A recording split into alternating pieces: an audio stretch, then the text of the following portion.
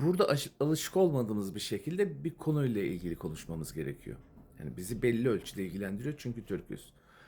Em, Bir tane tahlilci diyelim, analist diyelim. Meşhur birisi, bir profesör. Bazı açıklamalarda bulundu. Mesela bu açıklamaları Türkiye yapsanız tutuklanırsınız.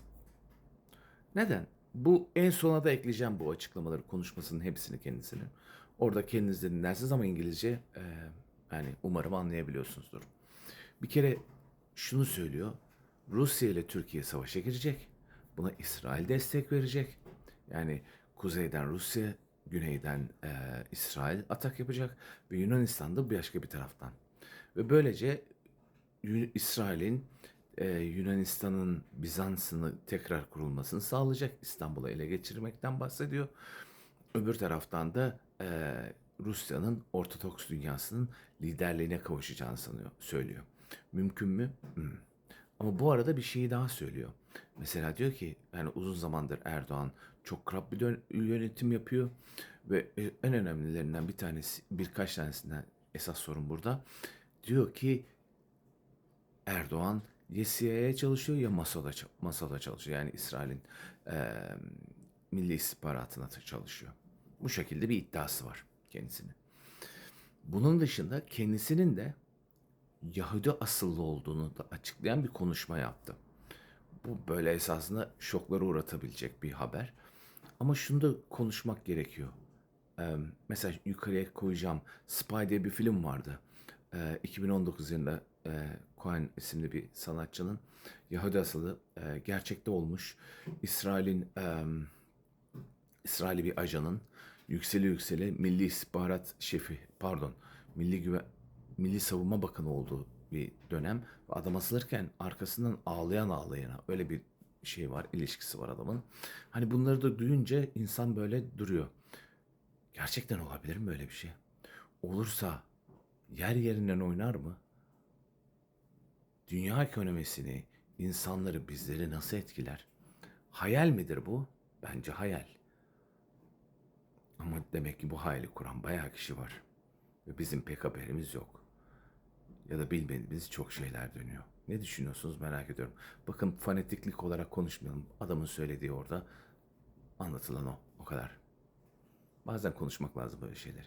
Ne deniyor, ne dönmüyor. Gerçekten olabilir mi bu adamın dediği? Bilmiyorum ki. Siz biliyor musunuz? Turkey will join the NATO in Ukraine, and they will do so Mm, by blocking off the Bosphorus, right? So basically blockading Russia into the Black Sea, and then Russia got it. will retaliate by attacking Turkey and destroying Turkey, and then allowing the Greeks to return to Byzantium, Constantinople, which is modern day Istanbul. And once Russia does that, then it will become the leader of the Orthodox world. It can reconcile the Greek and the Russian Orthodox. And then this will lead to reconciliation between the Orthodox and the Catholic. Okay, so that's what the prophecy says. So eventually, Russia and Turkey will go to war. All right. Hmm. Now, and we know for greater Israel, um, Israel also wants a war with Turkey. So it Right. seems possible that like there's a secret agreement between Israel and Russia where Russia attacks from the north and Israel attacks from the south to carve up Turkey. Oh, interesting. Right. So Okay. so Turkey like Turkey's in a very bad situation. They are extremely Yeah. corrupt, ossified system. You know, Erdogan has been in power for a long time. And like honestly, like there's some people who believe that Erdogan is a very I mean, he is a spy.